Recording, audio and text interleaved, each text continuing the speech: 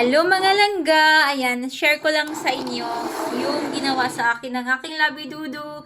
Ayan, hashtag 3D prints. Ayan, excited akong i-share sa inyo guys kasi ito kakatapos lang nitong backside nito na print kagabi ni labi-dudu ko. Nung isang araw pinrint niya to, yung frame na to. Kaya ako yung pumili nito guys. Kaya sabi ko ang ganda kasi yung mga necklace ko nakakabuhol-buhol na siya dun sa una niyang pinrint kasi medyo maiksi lang siya so hindi siya maayos naka-display. So ito yan mga langga, 3D prints po ito. Kung sinong may gusto nito magpagawa, pwede naman. Pero sana dito kayo sa Netherlands kasi nandito ako sa Netherlands. So, ayan guys, yun yung backside niya. Pwede mo siyang i-arrange, pero since nagmadali ako, ayan, magulo yung pagka-arrange ko sa likod. Pero yun yan lang ga. Itong necklace nito, galing to kay Ate Jem, bigay ni Ate Jem. Ito, bigay din to ni Ate Jem. Ito, hindi ko lang matandaan kung binili ko to or bigay lang din to.